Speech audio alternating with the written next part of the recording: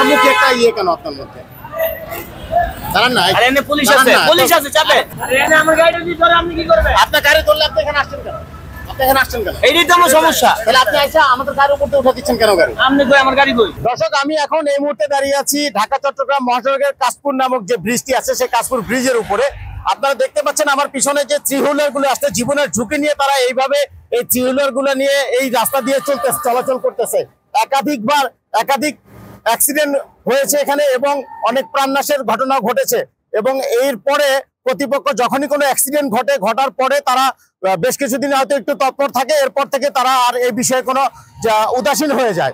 আসলে প্রশাসন কেন এই বিষয়ে উদাসীন, এর অনেক কিছু তথ্য আমাদের কাছে আছে, যে কারণে আপনাদেরকে আজকে আমরা জানাতে চাই। এবং এই যে দৃশ্যগুলো আপনারা দেখছেন, যে অবাধে যদি মহাসড়কে আপনার অটো এবং থ্রি হুইলার এই যে সিএনজি গুলো এগুলো চলাচল নিষিদ্ধ থাকার পরেও কিভাবে অবাধে একেবারে ঠিক কাশপুর যে থানা আছে সে থানা সংলগ্ন এলাকাতেও এইখানে এইভাবে আপনার থ্রি হুইলার চলছে।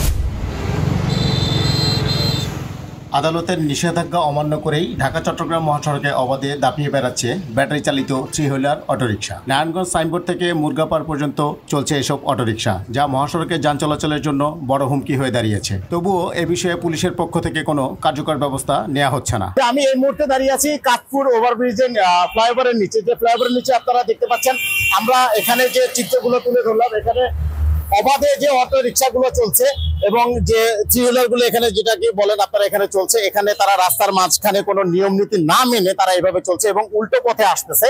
এ বিষয়ে যখন আমরা সংশ্লিষ্ট কর্তৃপক্ষের সাথে কাশপুর থানার যে ওসি আছে ওনার সাথে জানতে চাই, উনি বললেন যে উনি প্রায় সময় অভিযান চালায়, যেমন বিগত দিনে যে মামলার যে সংখ্যা বলছেন এবং উনি আসার পরে প্রায় মামলা 2 গুণ 3 গুণ বেড়ে গিয়েছে, প্রায় 4 শতাধিক মামলা উনি এ মাসেও করেছেন।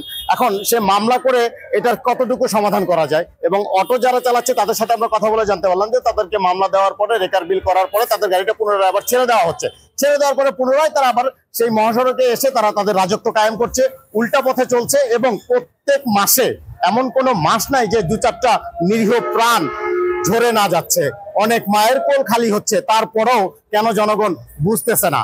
এবং কিছু জনগণের সাথে, এলাকাবাসীর সাথে আমরা কথা বলেছি যারা এখান দিয়ে সবসময় যাতায়াত করেন, তারা বলছে প্রশাসন শুধুমাত্র এসে কিছুক্ষণ দৌড়িয়ে দিয়ে চলে যায়, এরপরে 2-4টা গাড়ি ধরে নিয়ে গেলে এরপরে আবার এখান থেকে চলে যায়। কিন্তু এলাকাবাসীর যেটা দাবি হচ্ছে সেটা হচ্ছে স্থায়ী একটি সমাধান করা, স্থায়ী সমাধান করে এখানে যাতে সার্বক্ষণিক পুলিশ থাকে, পুলিশ থেকে যাতে এই বিষয়টার বিষয়ে তারা একটু আগ্রহী হয় যে কিভাবে এখানে অটোগুলাকে বন্ধ করা যায় উল্টো পথে চলার জন্য। আপনারা দেখতে পাচ্ছেন এই যে একটা মহাসড়কের মধ্যে অবাধে এই যে অটোগুলো আসতেছে যাচ্ছে, কারো কোনো নিয়ম নীতি নাই, কেউ ড্রাইভিং এর প্রশিক্ষণ আছে কিনা তাও জানা নাই।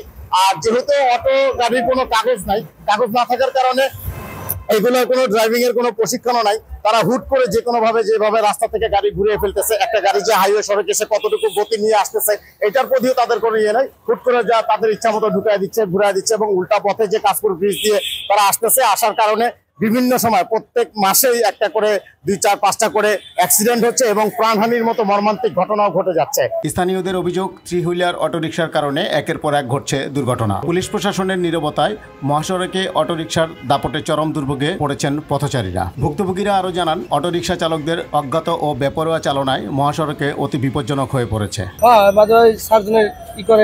আমাদেরকে মানে মাঝে মাঝে প্রায় এগুলো মানে আমাদের করতেছে, নিষেধ করতেছে।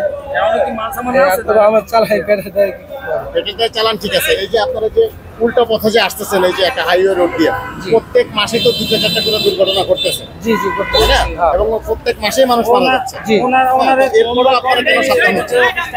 এটা তো আমাদের মানে ভুল বিকল্প, আমাদের এটা মানে সাবধানতা হওয়া দরকার। পরবর্তীতে তারা তো মানে বারবার নিষেধ করতেছে আমাদের। ভাই আমার লোকে বলছে আমি যাবো। আপনি দাঁড়ান, এখানে দাঁড়ান। মারমুখী একটা ইয়ে কেন আপনার মধ্যে? দাঁড়ান না, আরে এনে পুলিশ আছে, পুলিশ আছে, চাপে। আরে এনে আমার গাড়িটা দিয়ে ধরে আপনি কি করবেন? আপনার গাড়ি ধরলে আপনি এখানে আসছেন কেন?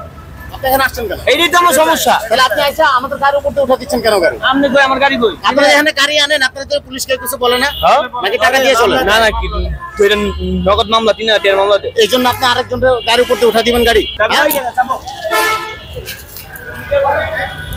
উল্টা পথে যে অটোগুলো আসে এমন কোন মাস নাই যে 2-4টা মানুষ মারা যায়।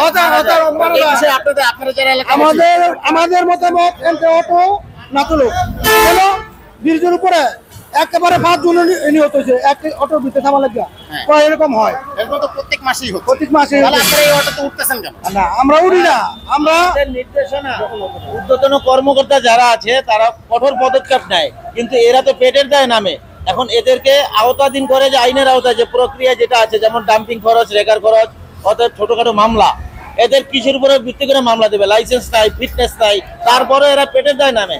মানবতার দিক থেকে পুলিশ যতটুকু করণীয় এদেরকে নিয়ন্ত্রণ করার চেষ্টা করতেছে। পাশাপাশি আমরা জনসাধারণ যারা আছি সচেতনমূলক, আমরাও চেষ্টা করি এদেরকে নিয়ন্ত্রণ করার। যেমন আপনি ইতিমধ্যে চাক্ষুষ সাক্ষী যে লোকটা কি বেয়াদবি করছে, মিসবিহেভ করছে।